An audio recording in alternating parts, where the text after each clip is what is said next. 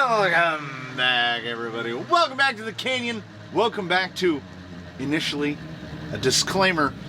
Whenever I endeavor to produce any Redcat related content on the channel, I know exactly what's going to happen, but I don't know.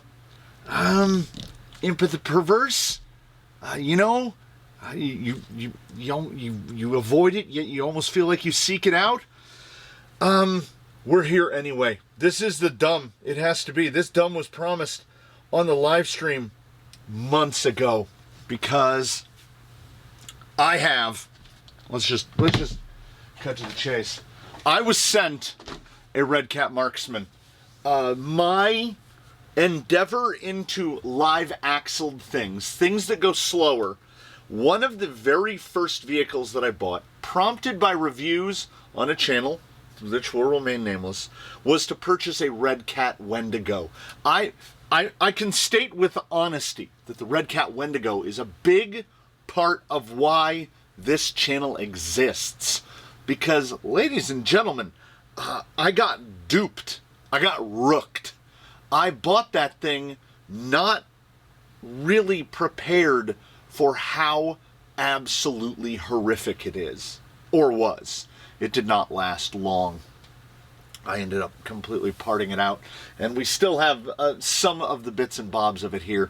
So Redcat was doing a big sale, I don't know, some long time ago, and one of the Canyon Arrows, one of the loyal followers of the Canyon, who just like has a sadomasochistic streak, I guess, sent in a Redcat Marksman, which I had kind of in my head estimated to be a Wendigo with different body tires, and we're going to put a slow system in it. Oh, and it's a crawler now. We're not going to change any of the geometry. We're not going to do any of that stuff. I mean, well, the bodies on the shocks are black, and the bodies on the Wendigo shocks are silver, so there's that. But if there are substantive differences between it, they are subtle. So, having this thing, and the gentleman who provided it to the Canyon said, that's your problem now. This is a vehicle so bad in every way that I couldn't even in good conscience give it away. The geometry is so bad, and it's baked in bad. You can't correct it. It is basically unsafe at any speed. And while the Wendigo was really bad at performing at any sort of speed, the Marksman is equally hapless at going slow. So, we will return it to its original form thusly. You will notice we have a battery that is somewhat large. We have a Mamba X. We have a Holmes Hobbies Puller Pro V2 3500 kV. Yes, that is indeed, yes, Virginia, that is indeed 4S. You will notice there are some abrasions here. Ordinarily, I've got right over here charging, I have a GNSS performance analyzer, a GPS module, because I was like, we're going to get a top speed on this thing. We're going to do the whole thing. And I'm sitting here and I'm changing the motor out. By the way, it is realistically, you have to take a good, in very Redcat fashion, you have to take a good dozen screws out just to get the motor out. Oh, by the way, I will throw an image in here. This thing comes with a 9-tooth pinion and a Crawlmaster Sport. Look how new that is. Very shiny. Crawlmaster Sport 550 13 turn, which is about a 27 turn 540, give or take, if memory serves. Way too much blue thread lock, and they missed on the first try. Obviously assembled my style, power style. And it was well too fast. It was not nearly slow enough. So I removed the 9-tooth pinion and put in the biggest pinion that I could fit, which is a Robinson Racing 22-tooth pinion. So we have a 3500 kV motor a 22 tooth pinion, a 4S 5200 pack. What is this guy C-wise? I think it's 100. Just a 50C. Just a 50C. I think it should be adequate. We are on, of course, why would we not be on the RCR2CE? No adjustments, no endpoint controls, none of that. It has already been through Castle Link to have drag brake disabled, because I felt like if drag brake engaged, the whole vehicle would self-disassemble. Back to the mention of the brown on the sides. I took it outside to see, because the trim, steering trim is just a pot, it's just a knob. And it was way off to one side, well, at 0, so we're at about 1. It goes 0, 1, 2, 3. So we're about 1 to one side to get it to go sort of straight. I did about this. It immediately tuck rolled and barrel rolled about 6 times just from that. So genuinely, I don't think there's much risk of determining a top speed of this thing, because instead it's just going to try to kill itself. But, you know, I would be remiss. Okay. I mean, we are already going out there, right? Maybe we'll go to 2 locations. It depends on even if we can even go in a straight line. As soon as I saw that, I thought that's the perfect location to stick in the GPS module. And this test can, so we can do a standing start. We can do like a drag. We've got 49% battery in it. That is plenty. We're not attached to satellites yet, but I will have. We're also inside of a metal building, so it's not surprising that we're not attached to satellites yet. So this vehicle weighs 10 pounds, 4,500 grams, and the only added weight is the weight of this battery. Battery's about 1.5 pounds, which means this thing's sitting at about 8.5 pounds. I don't believe that I will be able to apply any amount of throttle. We may end up sliding this thing down the street at some point. That battery is at about 4.1 volts per cell. It is my forecast and estimation this vehicle will not survive this battery pack. It could prove me wrong, but the gears inside the gearbox and transfer case are plastic. The drive shafts are not only plastic, but substandard. The disclaimers that I had mentioned earlier is I'm not a fan of wanton destruction. I don't like it. There are other channels that shall not be named as well, who seem to take great joy and or relish in reducing things to rubble. I give Whistling Diesel a soft pass in the 1-1 world, because some of it is funny, and you can tell that that's a persona, that he's playing a character. But in the RC world, there are similar channels, and I generally find them distasteful. So that said, I will be a hypocrite, and I will be hypocritical. And first off, we're just going to go right out back in betwixt the rocks. We're going to go out to the canyon, and we're going to see if we can even get this thing to travel 20, 25 feet in a straight line without trying to murder itself. What we do after that, I don't know. Let's make sure the body's locked in, because that's totally going to help. I basically am afeared to get this throttle past about 25%. There's no, the trigger feel and the wheel feel, and there's no endpoint adjustment, so the servo could absolutely blow itself up. I don't think we're going to get this thing past maybe 20% throttle. It's way too much. 22 through 4S, 3,500 kV on about a 5-inch tall tire. Make sure I'm not touching any drive shafts here.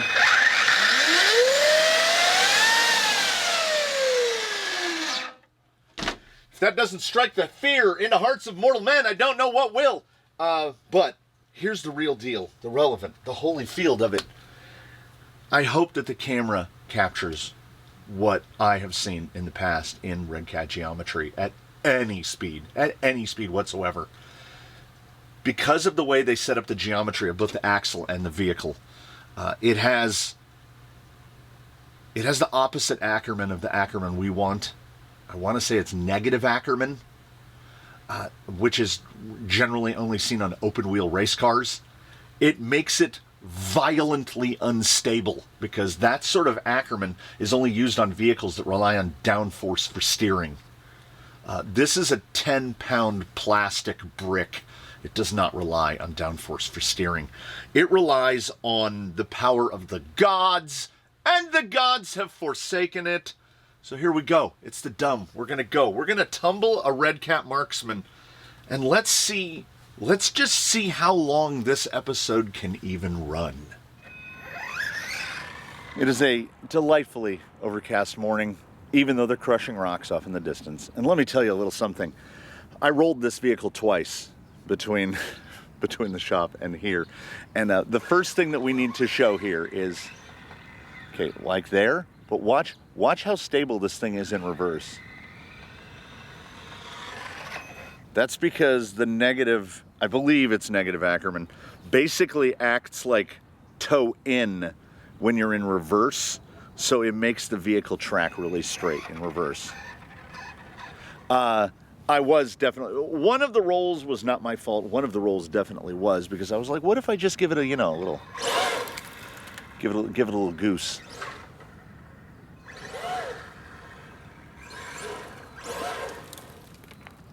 It is a cloud maker. This thing's just making clouds. What's wild is because I don't know, it seems impossible. These are spooled axles, but when you're driving it, it feels like open diffs.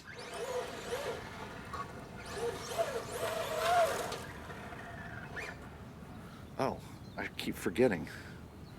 I have the GPS here in my pocket. Oh, we're on 12 GPS things now. I can't remember how to start it though.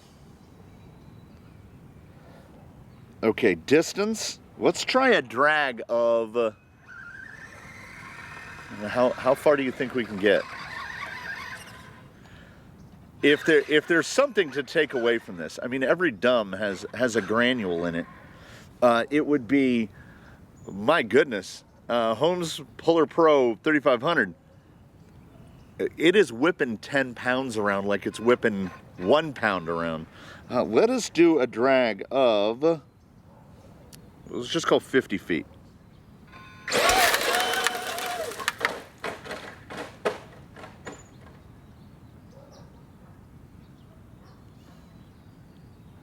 Seems about right.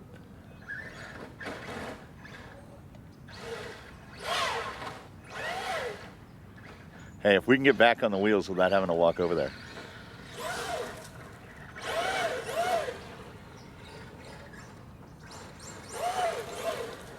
You notice there's a real tendency to pirouette.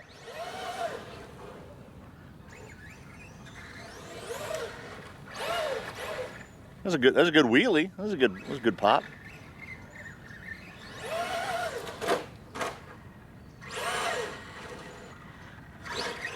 It's fun watching I think it's the front tires like pizza cuttering out and just losing us.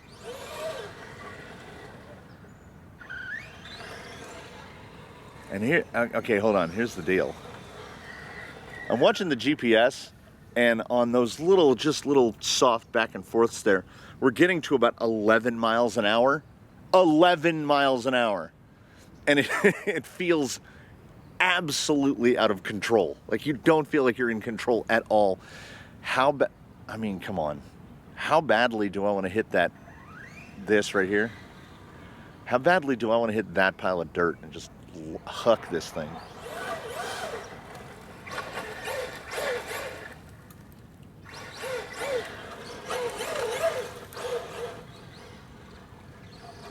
Here's the thing. You can't drive it at all. This is about the upper limit of where you can handle it. We're doing about right about 7 miles an hour.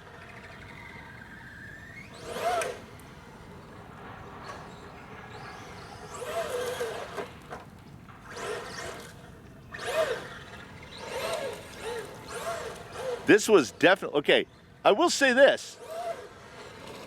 It is perhaps sprung more softly than the Wendigo was, because I do, like, it doesn't, or the tires have less grip. I think it's because there's swampers. These are the SSM16s, and it was big swampers on the Wendigo. And I think the swampers just grip more because it seemed much easier to flip it. Like, well, I mean, you saw. Okay, if we go right here and we go. Hey, all right. I got pelted with rocks on that. That was my own fault.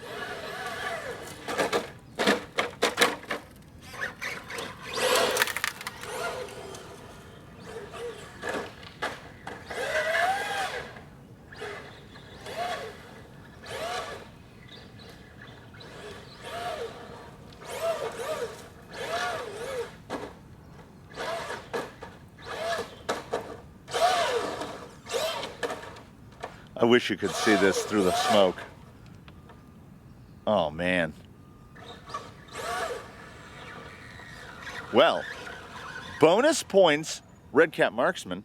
You never have to walk over there and flip it over.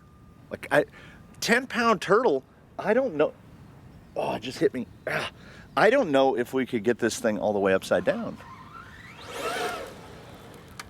Just that soft arc. Just the soft pull arc.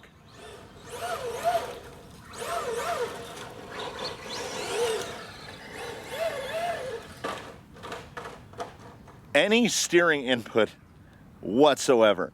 And I have long said that it is difficult to get straight axles to go fast.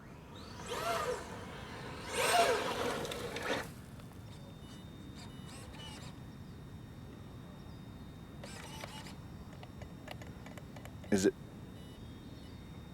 It's giving me the soft beeps like that's cut off.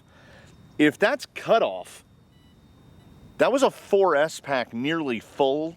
If we went through a 4S pack nearly full in 6 minutes? All right, I've got another one. Let's put in another one and see if we can get a clear spot on the street. Why not? So indeed, that was cut off at about 3.7 volts per cell, which seems high. I don't want to barrel roll this thing too far away.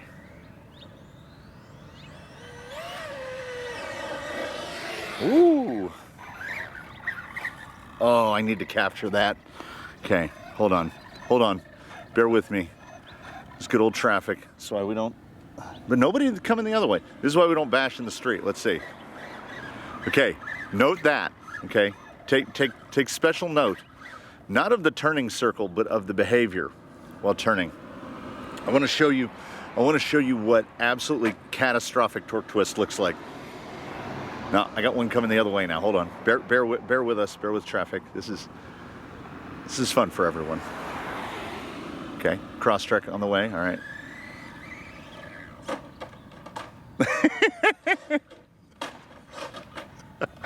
Oh my God.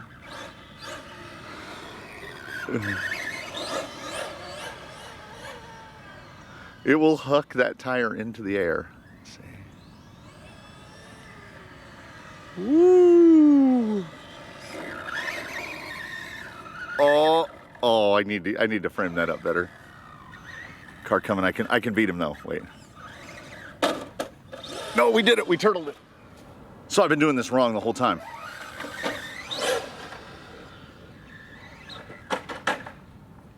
The SS16 is 100% an on-road tire.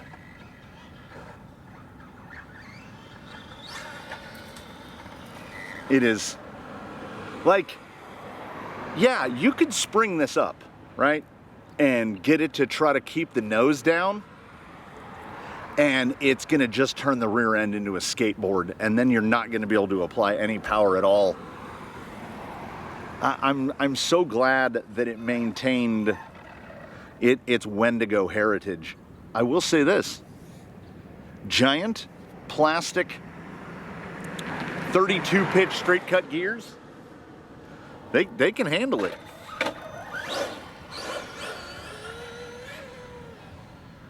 Oh, the phone went to sleep. I can't see it. I gotta turn so slow. See if I can get to full throttle. Nope. Any steering input whatsoever.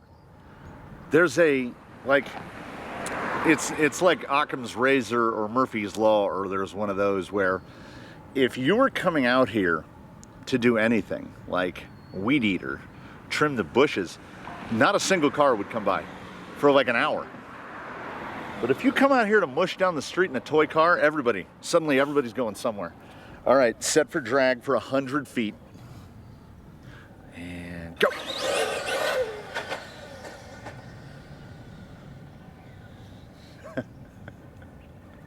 I don't know if we got a read. It got really out of shape on me. You know what I will say? I'll give it this. I'm having a good time. Having a good time. The steering trim is now not quite. There we go. It's a little bit more back to straight now. Oh, I gotta check the wheel nuts. All right. Okay, I think we only got about 40 feet before it went out of shape, because it gave us a 9-second at 14 mile an hour, and I feel like we went quicker than that. Oh, let me, there's more traffic. Let me check the wheels. No, it's okay. We got one getting a little loose. All right, I can get a pass. In here. And nope, he's too fast. Scion XB, man. It's like seeing a unicorn nowadays. Last one of the original body style produced 2006. Look at that little guy. So that the car is at least 18 years old. And now we're clear. Ready, 100 foot.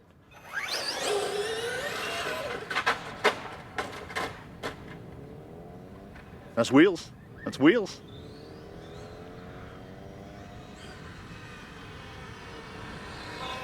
The yaw, the amount of yaw. What do we get on the read? 3.28 seconds at 31 miles an hour. That's not bad. Here's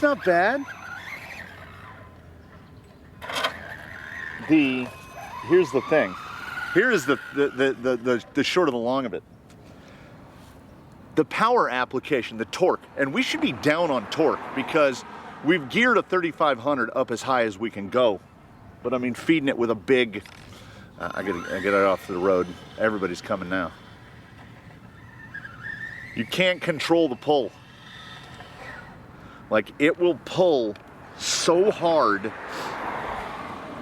Look at this guy. Let's see if we can get down there. 1.1 G's. I'm not really a drag guy, so I don't know where to classify that, but I don't know, it seems brisk. Ooh, we're getting clear. We can hit another one. Do another 100-footer. We should be doing 188, but I can't keep this thing in a straight line long enough to do 188. Okay, good. Wait, we go back. We go drag. We go start. Okay, I'm gonna stand up so I can see better.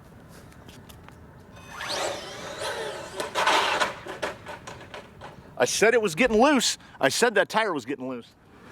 But alas and alack, the tire wasn't getting loose at all. The tire's still tightened fully down. Look how clean that shear is. And there you go.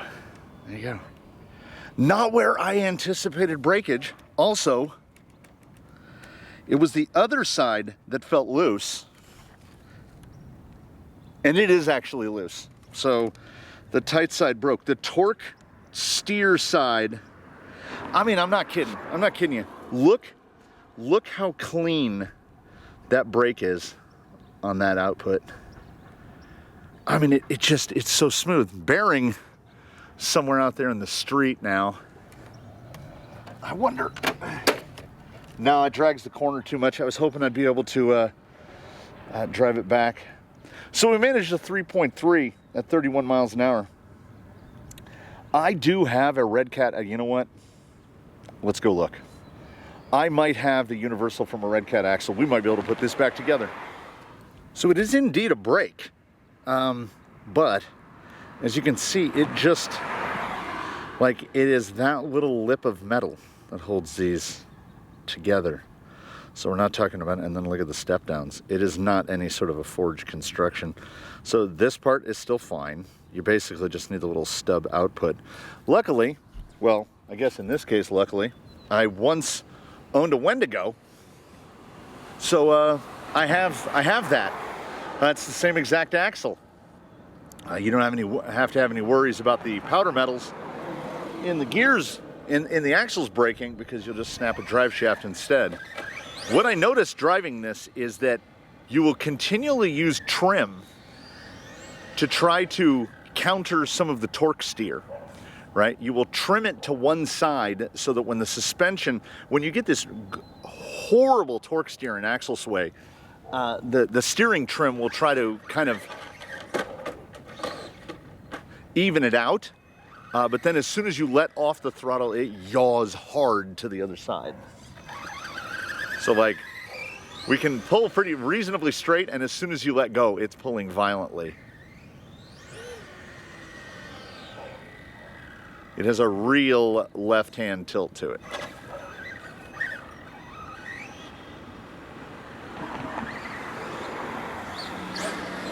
I feel like I'm older and wiser now. I want to get at least one more, at least attempt another 100-foot pull. And, oh, we're plenty clear right now.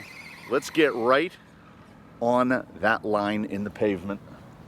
And we are going to hit drag. We're going to hit start. All right, 100 foot, here we go.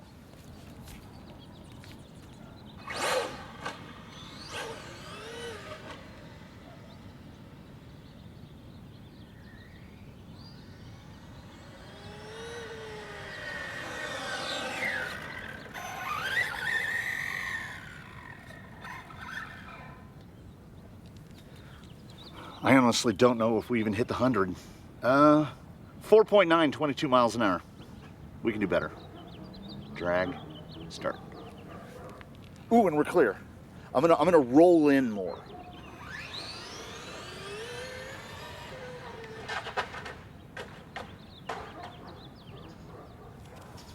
You know it would, look how far away that is. You knew it would turtle that far away. Yeah. Oh, we've lost all connection on that. We're probably just out of range. So we have retrieved, and it was indeed that we were just out of Bluetooth range for the GPS. 3.31 at 32 miles an hour. I'm not happy with that. Like, do I feel like this is a 2-second truck? The Redcat Ballistic, like, I feel like it's got a sub 3 in it.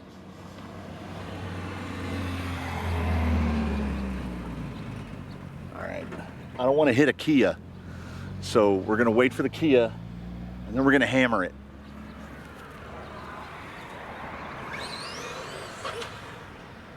Oh.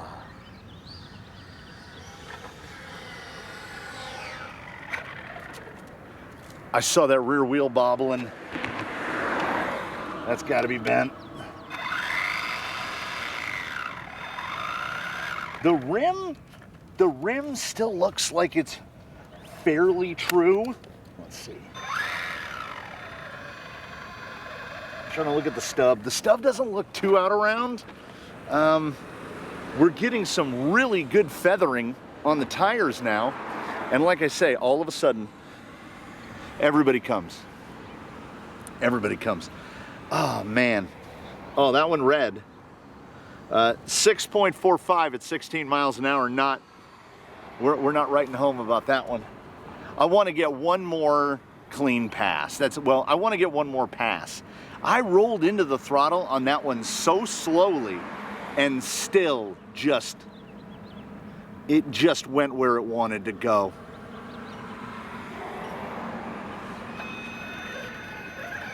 Oh, the guy coming from the north, he turned down a side street. Right there. Drag. Start.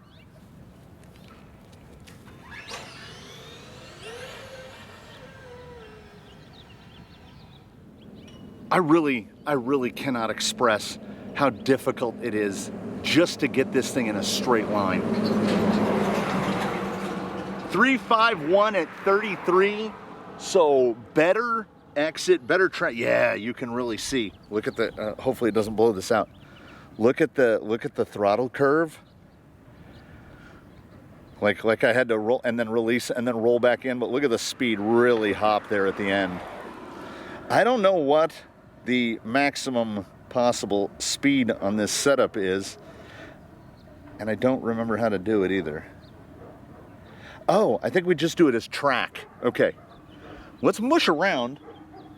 Oh, we're pretty clear. Let's mush around until somebody tries to come and run us over. Oh, I feel like that was perfect.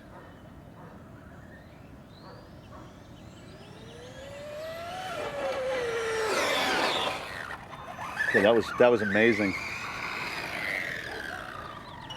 We stood it up. That was a full stoppie, and mind you, not only are we not in crawler mode, we have drag brake completely disabled. So that's just transfer.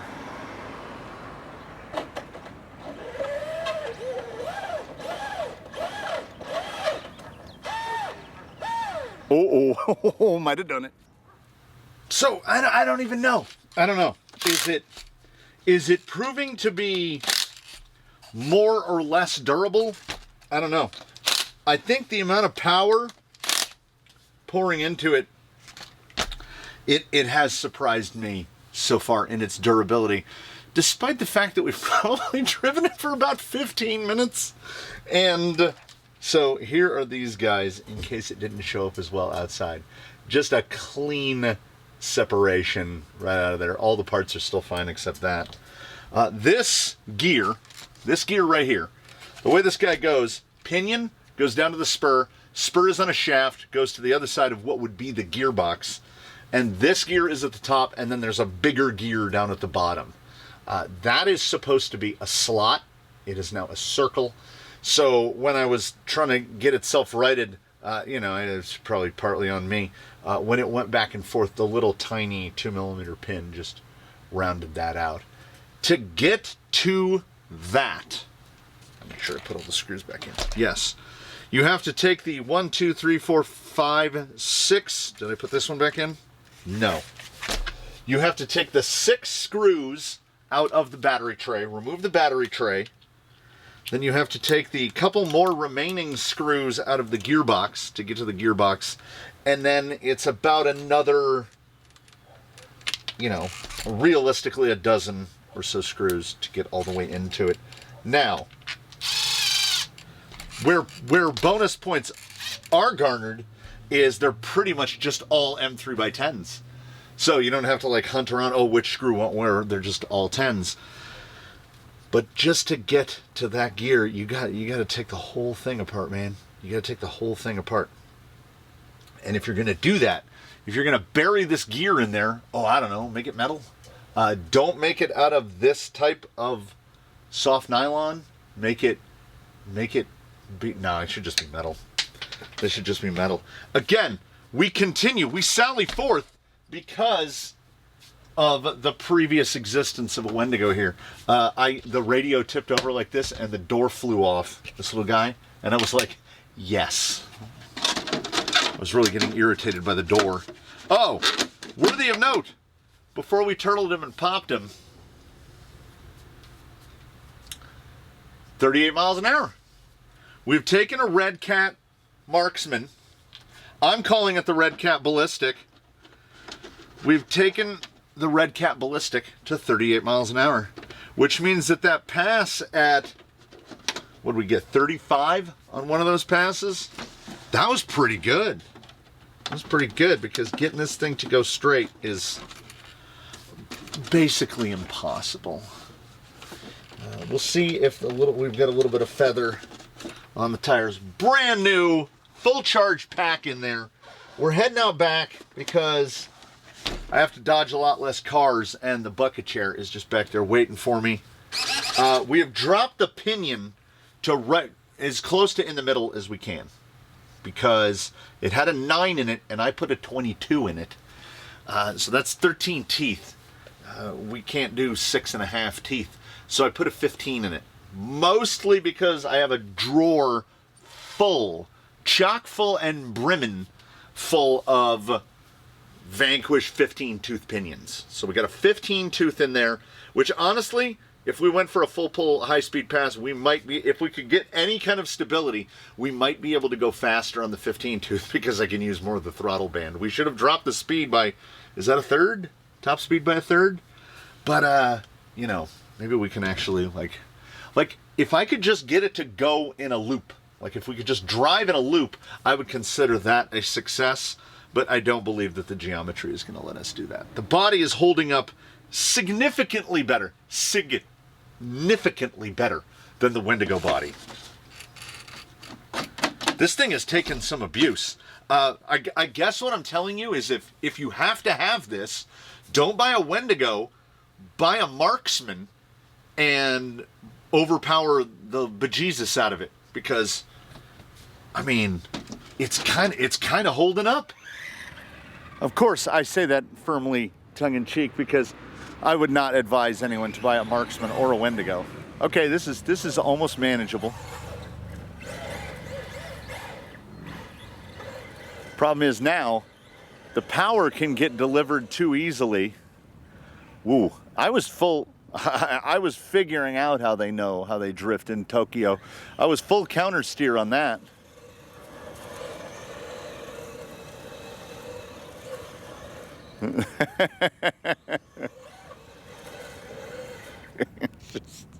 it just won't go straight. There it is. There's the Wendigo traction roll I know so well.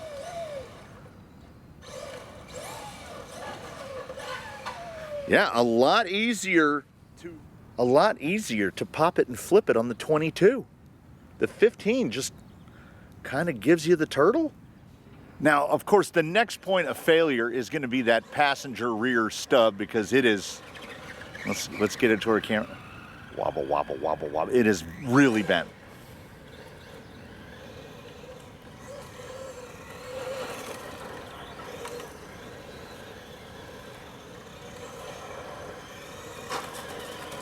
I've kind of found a steady state throttle spot.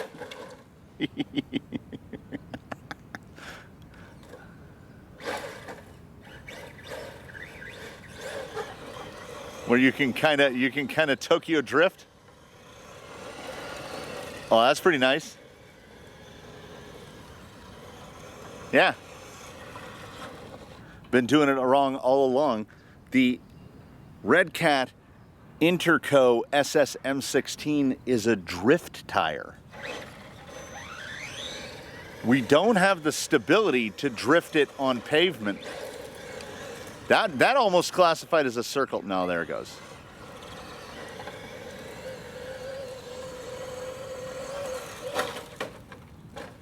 Nice. Clean your AC filters, everybody, because the Redcat Ballistic is coming for you. Oh, that's going to muck up my camera lens and the insides of my breathing apparatus to the ground. Yeah, like the motor can get so much more torquey. Let's stop that, and we'll go to read and see what we managed to peak.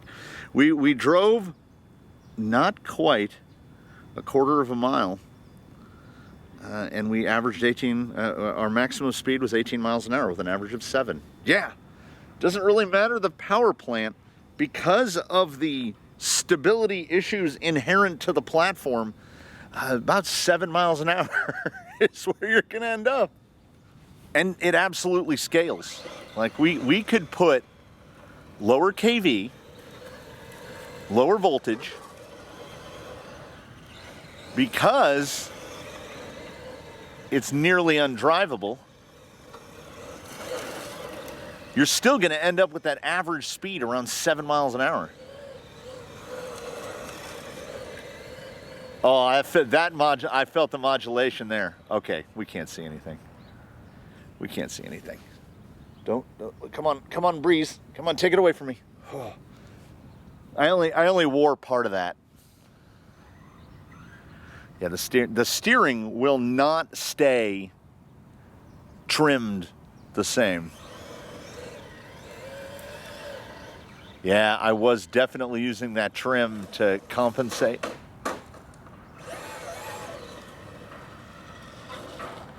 To try to counter that. It's not even torque steer, it's like torque roll. The question I keep asking myself is, if I hit that mound, can I clear those rocks, or am I just going to auger right into it? Because, oh, that back axle's not looking good.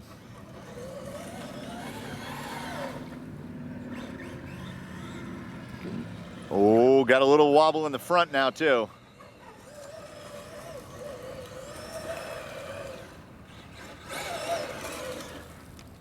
Oh, that one's coming right at me. I took a deep breath before it got to me. We'll see how good. Oh, wow. I'm just light tan across my shirt and shorts.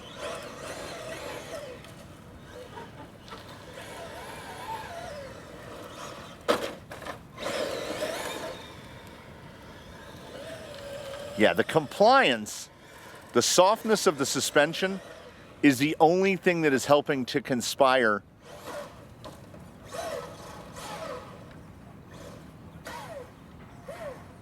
There it went again. There it went again. Just went for the little bit of self-right. Yeah, I was hoping it would just at least have enough sauce to get us back, so I could wheel it back. It's that exact same gear. I mean, can't crawl, can't go fast. Is not, and think of what we broke. It's a 10-minute extrication to get that gear out of there, and that second gear lasted like 5 minutes. I don't even know if it lasted 5 minutes. The gearing down, we just got too much torque multiplication into it. It was safer on the 22 because it was trying to bog the motor down a little bit. Freshly charged battery also didn't help. The dumbest thing that happened today was the entire operation. Above and beyond that, like, people think that it's some kind of bias. They're like, oh, he's biased. He just hates Redcat. Well, I would argue, and I think convincingly, that it's not about that at all. It's about having a good time.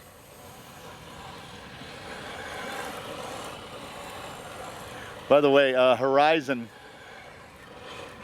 has done so many sales so many times that, and if you've been here before, I'm no great fan of the laser nut. It was the wrong way to do this, but it's not. This is not a situation that is comparable. The laser nut with some stock TRX4 High Trail 2.2s on it ain't no race car. You know what it is though? It's pretty fun.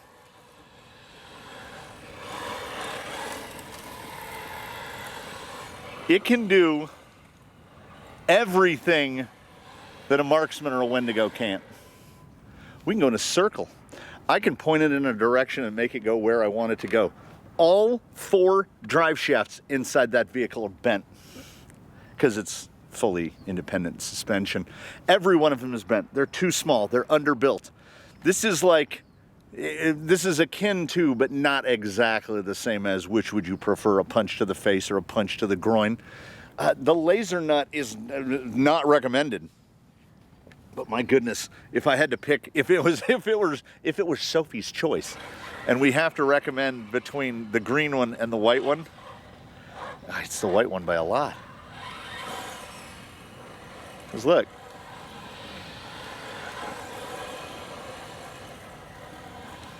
I have million weight in the diffs in there. It's built to do that thing. I could make an argument that fitted with the correct power system, the laser nut, despite its pan chassis and no ground clears, might actually even crawl better than a Marksman.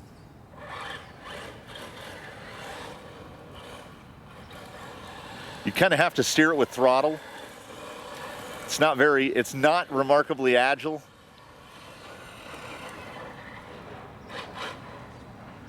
But I mean, it's fun. It checks that box. You can have more fun, you know. Here's the thing. To be undumb here just for a moment. If you're considering either of these, go buy an Arma. Don't buy either of these, please. Just do me and do yourself a favor, and don't buy a laser nut or a Marksman or a Wendigo. If you have any one of those three, you have my sincere condolences. The laser nut I got on Woot for fairly cheap. It was under $3. I want to say it was $249. So I don't feel too bad about it. Did I have to replace all the electronics? Yes, the Spectrum electronics made it absolutely awful. Meanwhile, the electronics that come in the Marksman, those can get repurposed. Those are actually usable stuff. So, yeah, I mean, the fact that we're here at all is dumb. What it does do is, like, look how nice the dirt looks out here in the dirt section of the canyon. We kind of groom it. We kind of groom it flat.